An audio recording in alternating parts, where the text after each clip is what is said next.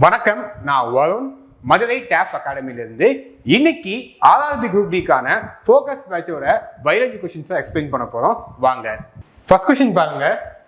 Which of the following is not a component of nervous system? Brain, spinal cord, nerves and all components. பின்வருவற்றுள் எது நரம்பு மண்டலத்தின் ஒரு பகுதி அல்ல? சரி, இதை பார்க்கறதுக்கு முன்னாடி நம்ம கான்செப்டை பார்த்துடலாம். ஓகே, மொத்தம் 3 டைப் ஆஃப் நர்வஸ் சிஸ்டம் இருக்கு. என்னன்னா சிஎன்எஸ்னா central nervous system, peripheral nervous system, autonomous nervous system. சரி, சென்ட்ரல் நர்வஸ் சிஸ்டம்னா என்னன்னு பார்த்தீங்கன்னா பிரெயின், ஸ்பைனல் கார்டு, இது ரெண்டும் சேர்த்து தான் சென்ட்ரல் நர்வஸ் சிஸ்டம் சொல்லுவாங்க. பெரிஃபரல் நர்வஸ் சிஸ்டம்னா இதுல சென்ட்ரல் நர்வஸ் சிஸ்டத்தில் இருக்கக்கூடிய, அதாவது பிரெயின் அண்ட் ஸ்பைனல் கார்டு, இதுல இருந்து வரக்கூடிய நரம்புகளை அப்படியே இந்த மாதிரி வெளியே தெரியுது பார்த்தீங்களா? நம்ம கை கால்னா உங்களுக்கு நரம்பு தெரியும். ஸோ பெரிஃபரல்னா என்ன? வெளியே அவுட்டர் சர்ஃபேஸ் தான் பெரிஃபரல் சொல்லுவாங்க. ஸோ பிரெயின்ல இருந்து நம்ம உடம்புக்கு வெளியில தெரியக்கூடிய லேயர்ஸ் ஆனால் நரம்பு இருக்கு பார்த்தீங்களா? அதை எல்லாமே பெரிஃபரல் நர்வஸ் சிஸ்டம்னு சொல்லுவாங்க. ஆட்டோனமஸ் நர்வஸ் சிஸ்டம்னா நம்மளோட பாடிக்குள்ளேயே இன்டர்னல் ஆர்கன்ஸ் அண்ட் பிளட் வெசல்ஸுக்கு வந்து நரம்புனா சப்ளை போகும் பார்த்தீங்களா? அதை வந்து ஆட்டோனமஸ் நர்வஸ் சிஸ்டம் சொல்லுவாங்க. ஓகேவா? இப்போ கேள்வியை பாருங்க. Which of the following is not a component of nervous system அப்படின்னு கேட்குறாங்க. பிரெயின் வருமா? வரும். ஸ்பைனல் கார்டு வருமா? வரும். நர்வ்ஸ் வருமா? கண்டிப்பா வரும். அப்ப ஆன்சர் என்னது? All components. ஓகேவா? எல்லா காம்போனன்ட்ஸுமே நர்வஸ் சிஸ்டம் கீழே வருது. ஓகே, அடுத்த கேள்விக்கு போகலாம். Name the structure of eye that acts to refract light rays and focus on the retina.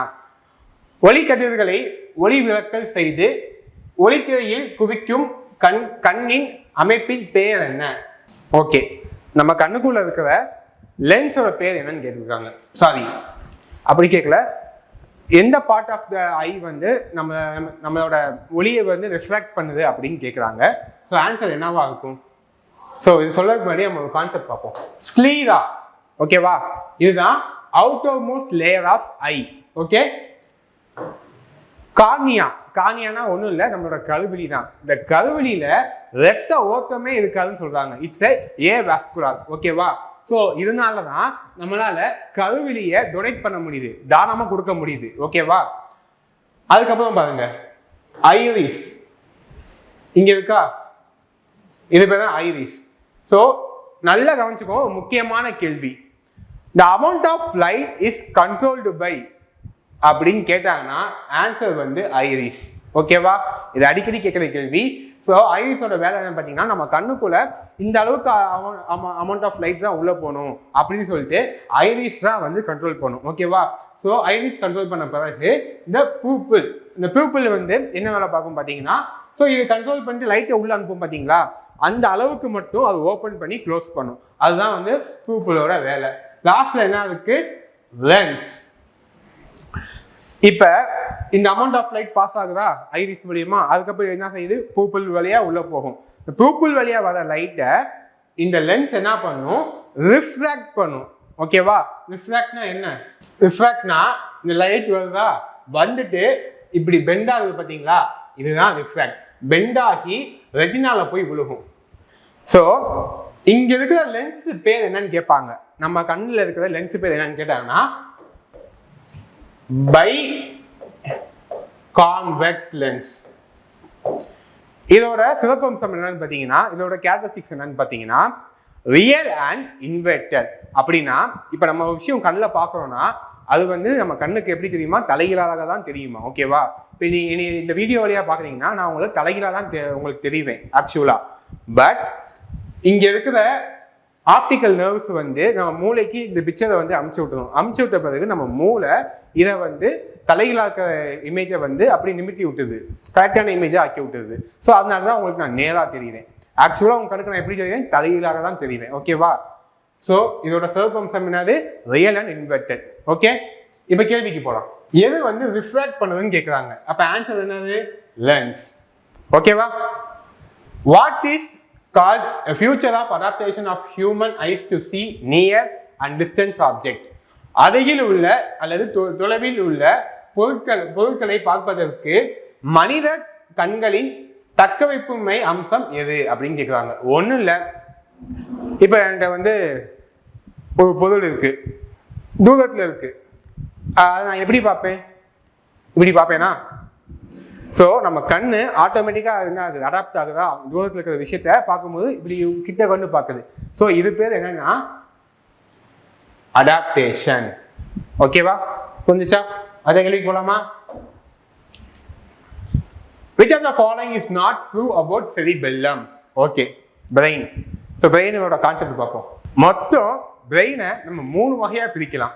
எப்படின்னு பார்த்தீங்கன்னா, ஃபோர் பிரெயின், அதாவது முன்னாடி முன்மூளை, மிட் பிரெயின், நடுமூளை, ஹிண்ட் பிரெயின் பின்மூளை. இப்படி 3 விதமா பிரிக்கலாம். ஓகேவா?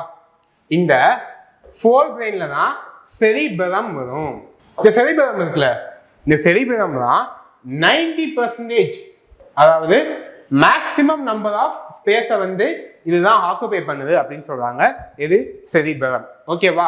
அதுக்கு அடுத்து செகண்ட் நம்பர் வந்து செகண்ட் லார்ஜஸ்ட் எதுன்னு பார்த்தீங்கன்னா இந்த செரிபெல்லம் தான். ஓகேவா? இப்போ ஸ்பேஸை பார்த்த வரைக்கும் எது வந்து ஆக்கிபை ஃபர்ஸ்ட் பண்ணுதுன்னா செரிபெல்லம். செகண்ட் லார்ஜஸ்ட் பார்ட் எதுன்னு கேட்டாங்கன்னா இந்த செரிபெல்லம் அப்படின்னு சொல்லலாம். இந்த செரிபெல்லத்தோட ஃபங்க்ஷன் என்னன்னு கேட்டாங்கன்னா ஒன்றும் இல்லை, இப்போ நம்ம நல்ல நாலேஜாக இருக்கும், ஒரு விஷயத்த மனப்பாடம் பண்ண முடியுது, நம்மளால பேச முடியுது. ஸோ இது எல்லாமே இந்த செரிபெல்லம்னால தான். நம்மளால யோசிக்க முடியுது, இது எல்லாமே செரிபெல்லம்னால தான். ஓகேவா? செரிபெல்லம் அதோட ஃபங்க்ஷன் என்னன்னு பார்த்தீங்கன்னா, இப்போ நம்ம நடக்கிறோம், இப்போ இந்த கையை ஆட்டி பேசுவேன். ஸோ இது எல்லாமே வாலண்டரி ஆக்ஷன் அப்படின்னு சொல்லுவாங்க. ஏன்னா நான் வந்து நான் நினைக்கிறேன், என் மூளைக்கு வந்து சொல்றேன், இப்படி கை ஆட்டு, இப்படி கொண்டு வா அப்படின்னு சொல்றேன். ஸோ என்னோட விருப்பத்துக்கு இறங்கதான் அதுதான் செய்யுது. ஓகேவா? ஸோ அதனால இது வாலண்டரி ஆக்ஷன் சொல்றாங்க. இந்த வாலண்டரி ஆக்ஷன் ஹெல்ப் பண்ணுறதே இந்த செரிபெல்லம் தான். இப்போ நம்ம நடக்கிறது, இப்போ நான் உங்களோட பேலன்ஸாக நின்று உங்களோட பேசுறது, இதுக்கு எல்லாமே காரணம் இந்த செரிபெல்லம். ஓகேவா? அப்புறம் இந்த கார்பஸ் கார்டிஜிம் நான் சொல்லியிருப்பேன், மிட் பிரெயின்ல இருக்குன்னு சொல்லிட்டு. இந்த கார்பஸ் கார்டிஜிம்னாவோட யூஸ் என்னன்னு பார்த்தீங்கன்னா, ஃபங்க்ஷன் என்னன்னு பார்த்தீங்கன்னா, ஒன்றும் இல்லை, யாரும் உங்களை கூப்பிடுறாங்க, இல்லை யாரோ ஒருத்தவங்க உங்கள்கிட்ட பேசுறாங்க, ஆனால் ரொம்ப கம்மியாக பேசுறாங்க, ஆனால் உங்கள் காது என்ன செய்யும், ஆட்டோமேட்டிக்காக கிட்ட போகும். பார்த்தீங்களா? இது வந்து ஒரு வகையான இன்வாலண்டரி ஆக்ஷன். அதாவது நம்மளை அறியாமையே நம்ம காது வந்து இப்படி கீழே போகுது, அவங்களோட ஸ்பீச்சை கேட்க வாய்ஸ் வந்து கம்மியாக இருக்குது, அதனால் நம்ம காது பக்கத்தில் போகுது. ஸோ இந்த மாதிரி இன்வாலண்டரி ஆக்ஷன்ஸ் ஐலையும் காதுலையும் மட்டும் நடக்கிறதுக்கு காரணம் கார்பஸ் கார்டிஜிம்னா. இந்த பிக்சர் நான் கொண்டு வரல, பட் நோட் பண்ணிக்கோங்க, கார்பஸ் கார்டிஜிம்னா. ஓகேவா? இந்த பாட்டை பான்ஸ்ன்னு சொல்லுவாங்க. இது வந்து பிரெயினுக்கும் ஸ்பைனல் கார்டுக்கும் ஒரு பிரிட்ஜ் மாதிரி ஆக்ட் ஆகும். ஓகேவா? அண்ட் இன்னொன்று முக்கியமான விஷயம் நான் பார்த்துட்டேன், இங்கே எனக்குள்ள இருக்கும், இது வந்து பின்மூளைக்கு பின்மூளைக்குள்ள தான் வரும். என்னன்னு பார்த்தீங்கன்னா மெடுலா ஆப்ளிங்கேட்டா. நம்ம விஜய் சேதுபதி கூட படத்தை சொல்லியிருப்பாரு பார்த்தீங்களா, அதுதான்.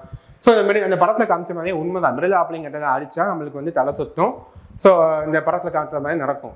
ஸோ இதோட ஃபங்க்ஷன் ஃபஸ்ட் நம்ம என்னன்னு முக்கியமாக புரிஞ்சுக்கணும். இதோட ஃபங்க்ஷன் என்னன்னு பார்த்தீங்கன்னா, இன்வாலண்டரி ஆக்ஷன் இருக்கு பார்த்தீங்களா, அது காரணமே இந்த மெடுலா ஆப்ளிங்கேட்டா தான். இன்வாலண்டரி ஆக்ஷன் என்ன பண்ணுவோம்னா, ஒன்றும் இல்லை, தும்மல், இருமல், பிரீத்திங் அண்ட் ஹார்ட் பம்பிங். அது எப்படி வந்து இன்வாலண்டரி ஆகுன்னு கேட்டால், உங்களை அறியாமல் தானே ஹார்ட் பம்ப் ஆகுது, உங்களை அறியாமல் தானே நீங்கள் மூச்சு விடுறீங்க. ஸோ அதனால எல்லாமே இன்வாலண்டரி ஆக்ஷன் தான். அது இன்வாலண்டரி ஆக்ஷன் காரணம் என்னன்னு பார்த்தீங்கன்னா மெடுலா ஆப்ளிங்கேட்டா. ஓகேவா? இப்போ இந்த கொஸ்டினை பாருங்க. It is a part of hind brain. Correct தானே? செரிபெல்லம் வந்து பார்ட் ஆஃப் ஹிண்ட் பிரெயின் தான். It is located in the posterior region of the hind brain. போஸ்டீரியர்னா என்னப்பா? பின்மூளை. ஓகேவா? இதுவும் கரெக்ட் தான். It is a very small part of the brain, about 25%. தப்பு. இதுதான் செகண்ட் லார்ஜஸ்ட்னு படிச்சிருப்போம். ஓகேவா? அப்ப இது தப்பு, இதுதான் answer. It consists of three parts, two lateral cerebellar hemisphere and central vermix. சொல்றேன் நான். இது செரிபெல்லம் இருக்கா? இது எப்படின்னா ரெண்டு ஹெமிஸ்பியர் மாதிரி பிரியுமா, அதோட சென்டர் இந்த கோடு இருக்கு பார்த்தீங்களா, இந்த மாதிரி இந்த கோடு மாதிரி தான் பிரிஞ்சிருக்கும். ஸோ இந்த கோடு பேர் தான் வந்து வெர்மிக்ஸ் அப்படிங்கிறாங்க, செரிபெல்லம் வெர்மிக்ஸ் அப்படிங்கிறாங்க. ஓகேவா? ப்ராக்டிகலி போவோம். Reflect arc is formed by the connection between which of the following? பின்வருவத்தில் எதன் இணைப்பால் ரிஃப்ளெக்ஸ் வளைவு உருவாகிறது அப்படின்னு கேட்குறாங்க. ரிஃப்ளெக்ஸ் ஆக்ஷன் ஃபர்ஸ்ட் உங்களுக்கு என்னன்னு சொல்லிடுவேன். ரிஃப்ளெக்ஸ் ஆக்ஷன் எங்க நடக்குது அப்படின்னு கேட்டாங்கன்னா ஸ்பைனல் கார்டில் தான் நடக்குது. ஓகேவா? இது ரொம்ப முக்கியமான கேள்வி, நோட் பண்ணிக்கோங்க. ஸ்பைனல் கார்டில் தான் ரிஃப்ளெக்ஸ் ஆக்ஷன் ஏற்படுது. ஓகேவா? சரி, ரிஃப்ளெக்ஸ் ஆக்ஷன் ஃபர்ஸ்ட் என்ன சார் அப்படின்னு கேட்குறீங்களா?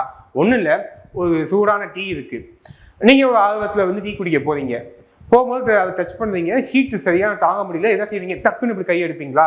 இதுதான் ரிஃப்ளெக்ஸ் ஆக்ஷன். இந்த விஷயம் வந்து உங்களை அறியாமே நடக்குது.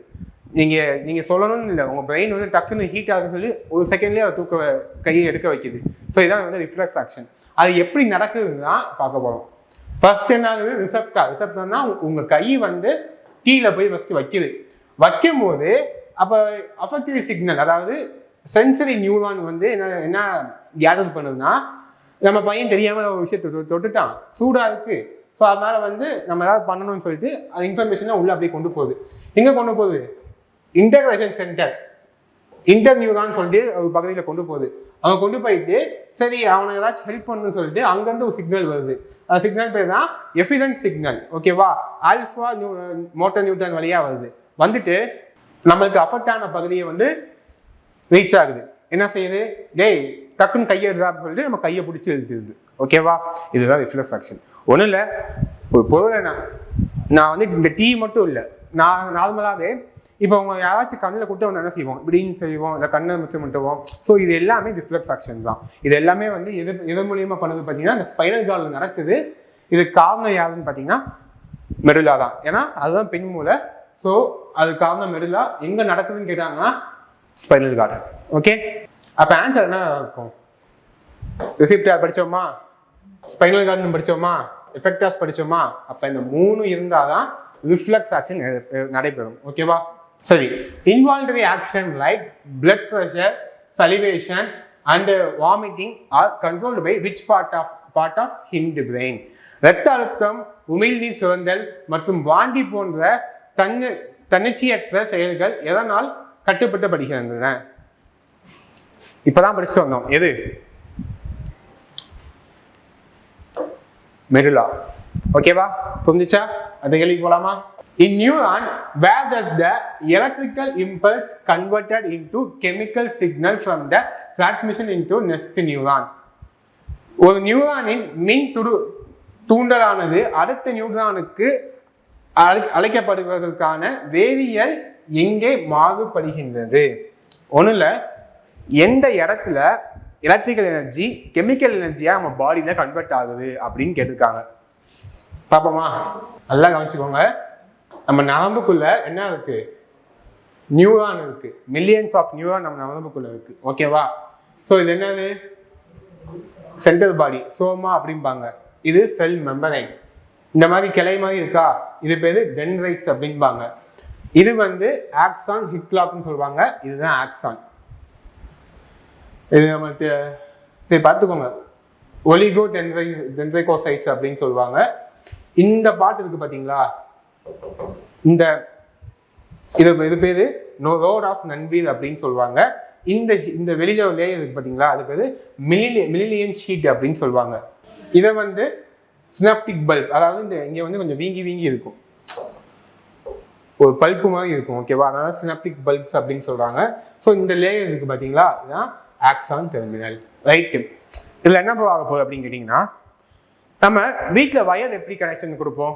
ஒரு வயர் இருக்கும், இன்னொரு வயரை வந்து அப்படி கனெக்ட் பண்ணோம்னா அந்த வயரை கட் பண்ணிட்டு அதுக்கு இன்சுலேட்டரை கட் பண்ணிட்டு காப்பரோட கனெக்ட் பண்ணுவோம். கனெக்ட் பண்ணிட்டு நம்ம வந்து கரண்டை கொடுத்தோம்னா அது வந்து அப்படியே கரண்ட் வந்து ஃப்ளோ பண்ணும். அதே மாதிரி தான் இந்த நியூரான் இதே மாதிரி இன்னொரு நியூரானோட சேரும்போது கம்பைன் ஆகும்போது அப்படி எலக்ட்ரிக்கல் எனர்ஜி வந்து பாஸ் ஆகும். எப்படி கம்பைன் ஆகும்னா, ஸோ இந்த மாதிரி கிளையா இருக்கா, அதே மாதிரி இன்னொரு நியூரான்லயும் இதே மாதிரி கிளையா இருக்குமா, அந்த கிளைகள் வந்து இந்த ஆக்சான் டெர்மினல்ஸ்ல வந்து என்ன ஆகுமா, கனெக்ட் ஆகிக்கும். லைக் ஒரு சாக்கெட் மாதிரி அப்படி கனெக்ட் ஆகிக்கும். இப்படி கனெக்ட் ஆகும்போது அப்படியே அந்த கரண்ட் அப்படியே பாஸ் ஆகுமா, பாஸ் ஆகிட்டு எலக்ட்ரிக்கல் எனர்ஜிலேருந்து கெமிக்கல் எனர்ஜியா மாறும். இதுதான் கான்செப்ட். ஓகேவா? அப்ப இங்க என்ன கேட்டிருக்காங்க, எந்த இடத்துல மாறுதுன்னு கேட்டிருக்காங்க. நான் என்ன சொல்லியிருந்தேன், லாஸ்ட்ல, அதாவது ஆக்சான் டெர்மினல்ல அங்கதான் சேஞ்ச் ஆகும்னு சொல்லியிருந்தேன். அப்ப ஆன்சர் என்னது? C. Okay. What is the total number of bones in average adult human skeletons எவ்வளோ எல்லாத்துக்கும் தெரியும் 206. சரி, இங்க என்ன கொடுத்துருக்காங்க? ஆவரேஜ் அடல்ட் ஹியூமன் ஸ்கெலிட்டன் இருக்காங்க. ரைட்டு, இது அடல்ட் ஹியூமன்ஸ். அப்போ குழந்தைகளுக்கு எவ்வளோ இருக்கும்? குழந்தைகளுக்கு 300 இருந்து 270 போன்ஸ் இருக்குமா? எப்படி இவ்வளோ போன்ஸ் வந்து இப்போ 206 இருக்கு, எப்படி கீழே விழுந்துருக்குமா இல்லை உடஞ்சிருக்குமா அப்படின்னு உங்களுக்கு ஐடியாஸ்னா வரும். ஸோ இந்த எக்ஸ்ட்ரா போன்ஸ் இருக்கு பார்த்தீங்களா, அதெல்லாம் கொஞ்சம் பேபி போன்ஸ் சொல்லுவாங்க, குட்டி குட்டி குட்டியாக இருக்கும். அந்த போன்ஸ் எல்லாம் சேர்ந்து மொத்தமாக இந்த 206 போன்ஸாக கன்வெர்ட் ஆகிருக்கும். ஓகேவா? Which mineral is primarily stored in the human skeletal system and essential for bone density? எந்த கனிமம் முதன்மையாக மனித எலும்பு மண்டலத்தில் சேர்க்கப்படுகிறது மற்றும் எலும்பு அடர்த்திக்கான இன்றியமையாததாகும் அப்படின்னு சொல்லியிருக்காங்க. எது? எல்லாத்துக்கும் தெரியும், ஹார்லிக்ஸ் விளம்பரத்துல இருந்து பூஸ்ட் விளம்பரத்துல இருந்து அதெல்லாம் போட்டு காட்டுவாங்க. எனவே நம்ம எலும்புக்கு கால்சியம் சத்து தான் ரொம்ப முதன்மையானது. ஓகேவா? ஆன்சர் என்ன? Calcium. Which of the following connects muscle to a bone? சரி, இது கொஸ்டின் பார்க்கறதுக்கு முன்னாடி கான்செப்டை பார்த்துக்கலாம். இது என்ன? மசில். இது எலும்பு, போன். அப்ப மசிலையும் போனையும் கனெக்ட் பண்ணது தான் இந்த டெண்டான். மசிலும் போனும் கனெக்ட் பண்ண இடத்துல இருக்கிறது தான் டெண்டான். கவனமா கவனிச்சுக்கோங்க. ஓகேவா? கார்ட்லேஜஸ் என்னன்னு பார்த்தீங்கன்னா குருத்தெலும்பு. ஒன்றும் இல்லை, உங்கள் காலை தடவி பாருங்க எப்படி இருக்கும், அதாவது ஃப்ளெக்சிபிளாக இருக்குமா, ஒரு மாதிரி இருக்குமா. ஸோ இதுதான் வந்து கார்ட்லேஜஸ். ஓகேவா? இது சுகராலையும் கால்சியமாலையும் உருவாக்கப்பட்டிருக்கும் அண்ட் ப்ரோட்டீனாலையும் உருவாக்கப்பட்டிருக்கும். சரிங்களா? ஸோ அதையும் கவனமாக நோட் பண்ணிக்கோங்க. வேற என்ன இருக்கு? 2 போனுக்கு இடையில இருக்கிறது பேர் தான் லிகமெண்ட். ஓகேவா? புரிஞ்சா? சரி, இப்போ நம்ம கொஸ்டின் போவோம். இப்போ ஆன்சர் என்னவா இருக்கும்? Which of the following connects muscle to a bone? கண்ணை மட்டும் போடலாம். டெண்டான் தான் ஆன்சர். லிகமெண்ட் என்ன? Bone to bone. கார்ட்லேஜஸ் தான் குருத்தெலும்பு. இந்த இன்டர்ஸ்டீலியல் ஃப்ளூவிட்னா ஒன்றும் இல்லை, நம்ம எலும்புக்கரையில் ஒரு திரவம் மாதிரி ஒரு விஷயம் இருக்கும். வயசானவங்கன்னா வந்து எனக்கு மூட்டு வலிக்குது அப்படின்னு சொன்னாங்கன்னா அந்த திரவம் வந்து எப்படி இருக்கும்? கம்மியாக இருக்கிறதுனால அவங்களுக்கு வந்து இந்த மூட்டில் வந்து ஃபிரிக்ஷன் ஏற்படுறதுனால தான் அந்த வலி ஏற்படுது. ஓகேவா? Which bone is the longest and strongest bone in the human body? எல்லாருக்கும் ஆன்சர் தெரியும்னு நினைக்கிறேன். கண்ணை மட்டும் போடலாம். ஃபியூமர். இந்த டை போன், தொடை பகுதியில் இருக்கும் பார்த்தீங்களா, அந்த எலும்பு தான் இருக்கிறதுலையே ஸ்ட்ராங்கஸ்ட் அண்ட் லாங்கஸ்ட் போன் அப்படின்னு சொல்றாங்க ஹியூமன் பாடியில. கவனிச்சுக்கோங்க. What is the number of floating ribs in the human body? சரி, மொத்தம் ரிப் கேஜில் எவ்வளோ எலும்பு இருக்குன்னு பார்த்தோம்னா 25 எலும்பு இருக்கு. எவ்வளோ பேர்ஸ்ன்னு கேட்டாங்கன்னா 12 pairs and 1 sternum. ஓகேவா? இந்த சைடு 12 எலும்பு, இந்த சைடு 12 எலும்பு, நடுவில் ஒரு எலும்பு. இந்த எலும்பு பேர் தான் ஸ்டர்னம் அப்படின்னு சொல்லுவாங்க. ஓகேவா? ஸோ இதுல 1ல இருந்து 7 எலும்பு வந்து ட்ரூ ரிப்ஸ் அப்படின்னு சொல்றாங்க. ஓகேவா? 8ல இருந்து 10 இருக்கக்கூடிய பேர்ஸ் ஆஃப் ரிப்ஸை ஃபால்ஸ் ரிப்ஸ் அப்படின்னு சொல்றாங்க. இந்த 11, 12வது ரிப்ஸை வந்து ஃப்ளோட்டிங் ரிப்ஸ் அப்படின்னு சொல்றாங்க. அப்ப ஆன்சர் என்னவா இருக்கும்? ஃப்ளோட்டிங் ரிப்ஸ் எவ்வளோன்னு கேட்குறாங்க, எவ்வளோ பேர்ஸ்ன்னு கேட்குறாங்க. அப்போ நம்ம என்ன பார்த்தோம்? இந்த 2 தானே பார்த்துருக்கோம். 11, 12 தானே. அப்போ 2 pairs of floating ribs. Answer A. புரிஞ்சிச்சா? அடுத்த கொஸ்டின் போகலாம். Which nerve is responsible for transmitting visual information from retina to brain? விழித்திரையிலிருந்து மூளைக்கு காட்சி தகவல்களை கடத்தும் நரம்பு எது அப்படின்னு கேட்குறாங்க. ஓகேவா? இதுக்கு முன்னாடி தான் ஃபர்ஸ்ட் சொல்லியிருப்பேன், கான்செப்ட் ஃபர்ஸ்ட் ஆரம்பிக்கும் போதே சொல்லியிருப்பேன் கண்ணை பற்றி படிக்கும் போது. ஆப்டிக் நர்வ்ஸ் தான். இப்போ நான் உங்களுக்கு நீங்கள் வீடியோவில் பார்க்குறீங்களா, நான் எப்படி தெரியுவேன்? தலைகீழாக தெரியுவேன். அந்த தலைகீழாக தெரிகிற இமேஜை இந்த ஆப்டிக் நர்வ்ஸ் வந்து மூளைக்கு அனுப்பிச்சு அதை சரியா ஸ்ட்ரெயிட்டாக வந்து அனுப்பிச்சு விடுது. அதனால நீங்கள் வந்து கரெக்டான விஷுவலை பார்க்குறீங்க. ஓகேவா? அப்போ ஆன்சர் என்னது? Optic nerves.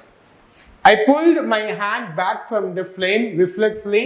Which organ is responsible for such an action? நான் அனிசையாக என் கையை தீவாயிலிருந்து பின்வாங்கினேன். இத்தகைய செயலுக்கு எந்த உறுப்பு பொறுப்பாகும் அப்படின்னு கேட்டிருக்காங்க. இப்பதான் படிச்சோம். என்னது? நீங்க தான் கமெண்ட்ஸ் கீழே லீவ் பண்ணணும். பண்ணிட்டீங்களா? சரி. ஆன்சர் என்னவா இருக்கும்? ஸ்பைனல் கார்டா தான் இருக்கும். ரிஃப்ளெக்ஸ் ஆக்ஷன் எங்க நடைபெறும் அப்படின்னு சொல்லிட்டு நம்ம படிச்சிருப்போம். ஸ்பைனல் கார்டு ரொம்ப முக்கியமான கேள்வி. அடுத்த கேள்வி போலாமா? The brain is also coordinating center of body. மூளை உடலில் ஒருங்கிணைப்பு மையமாக விளங்குகிறது. ஒருங்கிணைப்பு மையமாக உணர்கிறது அப்படின்னு சொல்லியிருக்காங்க. ஸோ ஆன்சர் என்னவா இருக்கும்? Main part. மூளை தான் நம்மளுக்கு மெயின். அது இருக்கிறதுனால தான் நம்ம வந்து நடக்கிறோம், உட்காரோம், எல்லாமே பண்ணுறோம். மெயின் பார்ட் ஆஃப் த பாடி என்னன்னா இந்த பிரெயின் தான். How much does human brain weights? Okay, 1200 1400 gram வரைக்கும் இருக்கும் நம்மளோட ஹியூமன் பிரெயின். ஆவரேஜாக ஃபாலோ பண்ணால் எவ்வளோ இருக்குன்னா 1336 இருக்கும் கிராம்ஸில் பார்க்கும்போது. ஸோ இது நம்ம உடம்பு வெயிட்ல இருந்து 2% இருக்குமா? ஓகேவா? ஸோ அதனால இந்த 200 to 400 1200 to 1400 ரேஞ்சு சொல்றாங்க. ஃபார் எக்ஸாம்பிள் கேஜி வந்து 80 கேஜினா என்னோட பிரெயின் வந்து இதுலேருந்து 2% இருக்குமா? இப்போ எவ்வளோ இருக்கும்?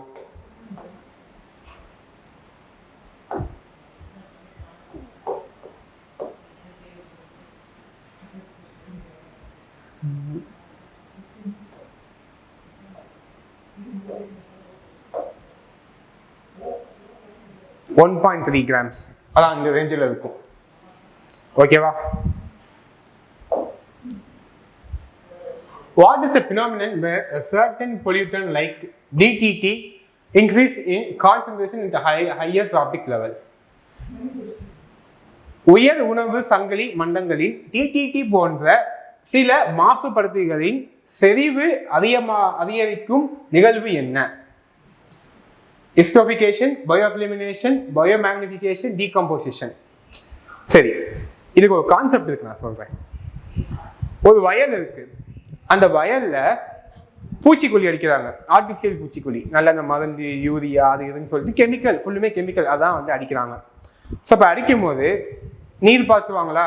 ஸோ நீர் பாய்ச்சும் போது அந்த பயிரில் இருக்கிற கெமிக்கல்ஸ் எல்லாமே வாய்க்காலுக்கு போகுது. சரி, அந்த வாய்க்காலில் குட்டி குட்டி மீன் இருக்கும் பார்த்தீங்களா? இந்த குட்டி குட்டி மீன்கள் வந்து இந்த கெமிக்கல் பார்ட்டிகல்ஸை வந்து சாப்பிடுது. இந்த குட்டி குட்டி மீனை ஒரு பெரிய மீன் சாப்பிடுது. ஓகேவா? இந்த பெரிய மீனை ஒரு மனிதன் சாப்பிடுதான். இப்போ அந்த கெமிக்கல்ஸை ஃபஸ்ட் நம்ம யூஸ் பண்ணிப்போம்ல, அந்த கெமிக்கலோட வீரியம் யாருக்கு ஜாஸ்தியாக இருக்கும்? அதாவது அதோடைய நச்சுத்தன்மை எந்த உயிரினத்துக்கு ஜாஸ்தியாக இருக்கும்? சின்ன மீனுக்கா, இல்லை பெரிய மீனுக்கா, இல்லை நமக்கா? இதுதான் கேள்வி. நமக்கு தான் அந்த கெமிக்கலோட வீரியம் நமக்கு தான் ஜாஸ்தியாக இருக்கும். ஸோ அதனால தான் நம்மக்கிட்ட வந்து இந்த கெமிக்கல் ஃபர்டிலைசர் யூஸ் பண்ணாதீங்க, நேச்சுரலாக போங்க அப்படின்னு சொல்கிறாங்க. ஸோ இந்த கான்செப்ட் பேர் தான் பயோமேக்னிஃபிகேஷன். ஓகேவா? ஆன்சர் என்னது? Biomagnification. In a food chain, what percentage of energy is transferred from one tropical level to next tropical level? First என்ன இருக்கு? Producer, primary consumer, secondary, tertiary and quaternary. தெரிய மாட்டேங்குது. Quaternary consumer. சரி, ப்ரொடியூசர்னா என்ன? தாவரங்கள். ஓகேவா? இந்த இலை, தலை, கொடிகள், இது எல்லாமே ப்ரொடியூசர்ஸ். ஓகேவா? அதை ஃபஸ்ட்டு சாப்பிட்றது என்னன்னு பார்த்தீங்கன்னா பிரைமரி கன்சியூமர். அதில் என்ன வரும்? இந்த கிராஸ்கோப்பர், பீ, ஆண்ட்டு, பட்டர்ஃப்ளைஸ், வெட்டுக்கிளி, பட்டாம்பூச்சிகள், இதெல்லாம் வரும். ஓகேவா? செகண்டரி கன்சியூமர்ஸ் எது வரும் பார்த்தீங்கன்னா எலி, அப்புறம் குருவி, தவளை, என்ன வரும். டெர்ஷரியில் இதையே சாப்பிடக்கூடியது என்னது? பாம்பு, ஆந்தைகள், இந்த மாதிரி வரும். ஸோ இது செத்து போன பிறகு சாப்பிடக்கூடிய விஷயங்கள் என்னன்னு பார்த்தீங்கன்னா இந்த ஹாக், குவான்டிட்டி கன்சியூமர் சொல்லுவாங்க. ஹாக்னா என்ன, கழுகு இந்த மாதிரி. ஸோ இதாக வந்து ஒரு ஃபுட் பிரமிட் வச்சுக்கலாம். ஓகேவா? ஸோ ஒவ்வொரு பிரமிடாக நம்ம போதும் பார்த்தீங்களா, ஒவ்வொரு இந்த மாதிரி ஒவ்வொரு ரீஜன் ப்ரொடியூசர்லேருந்து பிரைமரி கன்சியூமர், செகண்டரி கன்சியூமர் இப்படி போகும்போது நமக்கு ஒவ்வொரு எனர்ஜிலேருந்து 10% எனர்ஜி தான் மேலே வந்து போகும். இங்கே 100 இருக்கா, மேலே என்ன இருக்கு, 10 இருக்கு, இதோட 10% என்ன, 1 இருக்கு. இப்படி தான் வந்து மேலே போய்கிட்டே இருக்கும். ஓகேவா? அதுக்கு அப்போ ஆன்சர் என்னது, 10%. Okay. Which animal is known to communication using infrasound? எந்த விலங்கு ஆக ஒலியை பயன்படுத்தி தொடர்பு கொள்கிறது? எது இன்ஃப்ராசவுண்டை வந்து யூஸ் பண்ணி வந்து கம்யூனிகேட் பண்ணுதுன்னு கேட்குறாங்க. ஒரு சின்ன எக்ஸாம்பிள் சொல்கிறேன். பெரிய விலங்கு இருக்கு பார்த்தீங்களா, பெரிய விலங்குனால ரொம்ப கம்மியான நம்ம மனிதர்களால் கேட்க முடியாத சவுண்ட்ஸ் எல்லாமே கேட்க முடியும். ஸோ அதுதான் வந்து இன்ஃப்ரா சவுண்டுன்னு சொல்லுவாங்க. ஸோ அதனால் பெரிய விலங்குனால கேட்க முடியும். அப்போ ஆப்ஷன் எது பெருசாக இருக்கு, இந்த ரைனோசரஸ் தானே பெருசாக இருக்கு. ஸோ அதான் ஆன்சர். எலியால அல்ட்ரா சவுண்ட் தான் கேட்க முடியும், பேட் வவ்வாலாலையும் அல்ட்ரா சவுண்ட் தான் கேட்க முடியும், இந்த டால்ஃபினாலையும் அல்ட்ரா சவுண்ட் தான் கேட்க முடியும். ஓகேவா? ஸோ இது கூட இன்னொரு எக்ஸாம்பிள்ஸ் என்னன்னு பார்த்தீங்கன்னா வெயில், திமிங்கலம், அப்புறம் வந்து யானைகள். ஸோ இதனால இன்ஃப்ரா சவுண்ட்ஸ் தான் கேட்க முடியும். அதாவது ரொம்ப கம்மியாக இருக்கும், less than 20 ஹெர்ட்ஸ்ன்னு சொல்லலாம். அந்த சவுண்ட்ஸ் தான் எதாவது கேட்க முடியும். Life on earth depends upon dash molecules as the main source of energy for all organism. பூமியில் உள்ள அனைத்து உயிரினங்களும் உடல் கூறுகளை பிரதானமான ஆற்றல் மூலமாக உள்ளன அப்படின்னு கேட்டிருக்காங்க. இது என்ன சொல்ல வராங்கன்னா, எது நம்மளுக்கு பேசிக்கான ஒரு விஷயம் ஃபார் லைஃப், நம்ம வாழ்றதுக்கு எது பேசிக்கான விஷயம் அப்படின்னு கேட்டிருக்காங்க. நம்ம என்ன சொல்லுவோம், ஆன்சர் நம்ம என்ன நினச்சிருப்போம், ஆக்சிஜன் பேஸ். ஏன்னா ஆக்சிஜன் இருந்தால் தான் உயிர் வாழ முடியும்னு நினச்சிருப்போம். இது தப்பு. ஆன்சர் என்னன்னு பார்த்தீங்கன்னா கார்பன் பேஸ். எப்படி கார்பன் பேஸ் அப்படின்னு கேட்டீங்கன்னா, இந்த கார்பனால கோவலன்ட் பாண்டை கிரியேட் பண்ண முடியும். கோவலன்ட் பாண்ட்னா என்ன, பாண்டு. இப்போ இது கூட இந்த சி கூட இன்னொரு பொருள் பாண்ட் ஆகலாம், ஹச் பாண்ட் ஆகலாம், இங்கே ஒரு ஹச் பாண்ட் ஆகலாம், இங்கே ஒரு ஹச் பாண்ட் ஆகலாம். ஸோ இதெல்லாம் சேர்ந்து ஒரு காம்பனண்ட் ஆஃப் கேஸோ எனர்ஜியோ வந்து நம்மளுக்கு கொடுக்கும். ஸோ அதனால தான் இது நம்மளுக்கு வந்து ரொம்ப முக்கியமானது சொல்கிறோம். ஸோ இந்த மாதிரி கோவலன்ட் பாண்ட் ஃபார்ம் ஆகிறதுனால தான் நம்மளுக்கு கார்போஹைட்ரேட்ஸ் கிடைக்குது, ப்ரோட்டீன் கிடைக்குது, ஸோ வாட்டர் வராது. ஸோ இந்த மாதிரி விஷயங்கள் கிடைக்குது. ஸோ இது இல்லாத நம்ம எப்படி சர்வை ஆக முடியும்? ஸோ அதனால தான் கார்பன் பேஸ்ட் வந்து ரொம்ப முக்கியமானது. ஓகேவா? Which of the following fish production method are done in the region of Kashmir அப்படின்னு கேட்டிருக்காங்க. காஷ்மீர் பகுதியில் பின்வரும் எந்த மீன் உற்பத்தி முறைகள் மேற்கொள்ளப்படுகின்றன அப்படின்னு கேட்டிருக்காங்க. காஷ்மீர்னா எப்படி இருக்கும், அது ஒரு மலை பிரதேசம். மலை பிரதேசத்தில் ஆட்டோமேட்டிக்காக என்ன இருக்கும், ஃப்ரெஷ் வாட்டர்ஸ் தான் நிறையா இருக்கும். அப்போ ஃப்ரெஷ் வாட்டர் ஃபிஷ், இங்கே ஃப்ரெஷ் வாட்டர் இருக்குது. அது போல் ஆப்ஷன் பாருங்களேன், பேர்ல் கல்ச்சர் இருக்குது. பேர்ல் அங்கே பண்ண முடியுமா? முடியாது. மெரைன்னா என்ன, கடல் இருந்தால் தான் பண்ண முடியாது. ஸோ இந்த பேக்ரிஷ் வாட்டர்னா salt water plus fresh water, இது கலந்தது தான் இந்த பேக்ரிஷ் வாட்டர். ஸோ அப்போ இதுவும் ஆன்சராக இருக்காது. அப்போ அக்வா கல்ச்சர் தான் அங்கே பண்ணுவாங்க. ஓகேவா? Select the correct option regarding the following two statements labeled assertion and reason. Assertion: a monoculture plantation often fails to meet the diverse need of forest-dependent villages. Reason: these plantations provide medicinal herbs, food and fuel for villages. கூற்று: ஒற்றை பயிர் சாகுபடி தோட்டங்களை, காடுகளை சார்ந்த வாழும் கிராம மக்களின் பல்வேறு தேவைகளை பூர்த்தி செய்வதில் பெரும்பாலும் தோல்வி அடைகின்றன. காரணம், இந்த பண்ணைகள் கிராம மக்களுக்கு மருத்துவ மூலிகைகள், உணவு மற்றும் எரிபொருளை வழங்குகின்றன அப்படின்னு சொல்றாங்க. இப்போ நீங்களே ரீட் பண்ணிருப்பீங்க, உங்களுக்கு ஒரு அசெப்ஷன் வந்து தெரிஞ்ச ஆன்சர் கீழே கமெண்ட் பண்ணுங்க. சரி, எக்ஸ்பிளைன் பண்ணுவேன். இந்த மோனோகல்ச்சர் பிளான்டேஷன்னா என்னன்னு பார்த்தீங்கன்னா, இப்போ ஒரு டீக் ட்ரீ இருக்கு, தேக்கு மரம் இருக்கு. தேக்கு மரம் மட்டும்தான் அந்த காட்டில் வந்து சாகுபடி பண்ணுவாங்க. ஸோ இங்கே என்ன சொல்லியிருக்காங்க, அப்படி பண்ணுறதுனால மக்களுக்கு வந்து இந்த பேசிக் நீட்ஸு, இது இந்த காட்டு நம்பி இருக்கிற மக்களுக்கு வந்து இந்த பேசிக் நீட்ஸ் வந்து கிடைக்கிறது கொஞ்சம் கஷ்டம் அப்படின்னு சொல்லியிருக்காங்க. அது கரெக்ட் தான். அசெஷன் வந்து கரெக்ட் தான். எப்படின்னு பார்த்தீங்கன்னா அங்கே தேக்கு மரம் மட்டும்தான் இருக்கும். ஸோ அதை வச்சு அவங்க வந்து இப்போ ஒரு 6 மரம்னு வச்சுருக்காங்கன்னா அங்கே வந்து மேய்க்க முடியாது. ஓகேவா? அந்த மேய்க்க முடியாது மீன்ஸ் அங்கே புல் இருக்காது. அதனால அவங்களுக்கு வந்து எந்த யூஸுமே பெருசாக இருக்காது. அதே மாதிரி ஒரு பழங்கள் அங்கே கிடைக்காது. அப்புறம் தேன்கள் அந்த மாதிரிலாம் அங்கே இருக்காது. ஸோ இது full and fully for commercial. ஓகேங்களா? டீக்குக்கு மட்டும்தான் அங்கே வந்து வேல்யூவாக இருக்கும். ஃபார் எக்ஸாம்பிள் நம்ம யூக்கலிப்டஸும் சொல்லலாம். ஸோ இந்த மாதிரி விஷயங்கள் தான் வந்து இந்த மோனோகல்ச்சர் பிளான்டேஷன் நடக்கும். ஓகேங்களா? இப்போ ரீசன் என்ன சொல்கிறாங்கன்னா, this plantation provides a medicinal herbs, foods and fuel for villages. So இந்த காடுகள் மூலமாக, இந்த பிளான்டேஷன் மூலமாக நம்மளுக்கு இதுதான் கிடைக்குதா அப்படின்னு சொல்லியிருக்காங்க. இது தப்பு. அப்படி எதுவுமே கிடைக்கல. அப்போ ஆன்சர் என்னவா இருக்கும்? அசெஷன் கரெக்டு, ஆனால் ரீசன் தப்பாக தான் இருக்கும். Which of the following is the biological method of crop protection? Plowing, introducing pest predators, burning crop residues, spraying TTT. பின்வருவற்றில் எது பயிர் பாதுகாப்பின் உயிரியல் முறையாகும்? ஆன்சர் தெரியுமா? தெரிஞ்ச கீழே கமெண்ட் பண்ணுங்க. Answer B. அது என்ன பெஸ்ட் ப்ரொடக்டர் அப்படின்னு பார்த்தீங்கன்னா ஒன்றும் இல்லை. நீங்கள் பூச்சிக்கொல்லி போடுறதுக்கு பதிலாக நான் ஏற்கனவே என்ன சொல்லியிருப்பேன், பூச்சிக்கொல்லியால் நம்மளுக்கு பயோ மேக்னிஃபிகேஷன் அப்படிங்கிற ஒரு விஷயம் இருக்குது. அது நம்மளுக்கு டேஞ்சரஸ் தான். ஓகேவா? ஸோ அதுக்கு பதிலாக நம்ம பெஸ்ட் ப்ரொடக்டர் அப்படின்னா, இப்போ ஒரு இடத்துல வந்து நிறைய கொசு இருக்குதுன்னு வச்சுக்கோங்களேன். கொசு எதை சாப்பிடும்? தவளை சாப்பிடும். இப்போ அந்த இடத்துல நம்ம வந்து தவளைகளை விட்டோம்னா அந்த இருக்கிற இடத்துல இருக்கிற கொசு எல்லாத்தையும் சாப்பிடும். ஸோ அந்த மாதிரி ஒவ்வொரு பயிர்களுக்கும் ஒரு பூச்சி வந்து இருக்கும். அந்த பூச்சியை சாப்பிட்றதுக்கு ஒரு மிருகம் இருக்கும். ஸோ அந்த மாதிரி ஒரு மிருகத்தை வந்து அங்கே விடணும் அப்படிங்கிற மாதிரி சொல்கிறாங்க. இது ஆன்சர் கரெக்ட் தான். ஓகேவா? Food chain start from grass, grasshopper, frog, snake and hawk. ஹாக்னா என்ன? கழுகு.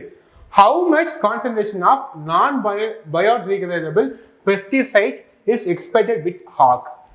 இந்த கொஸ்டின் மாதிரி இதுக்கு முன்னாடி நான் ஒரு கான்செப்ட் சொல்லியிருப்பேன். என்ன சொல்லியிருப்பேன்? Bio magnification.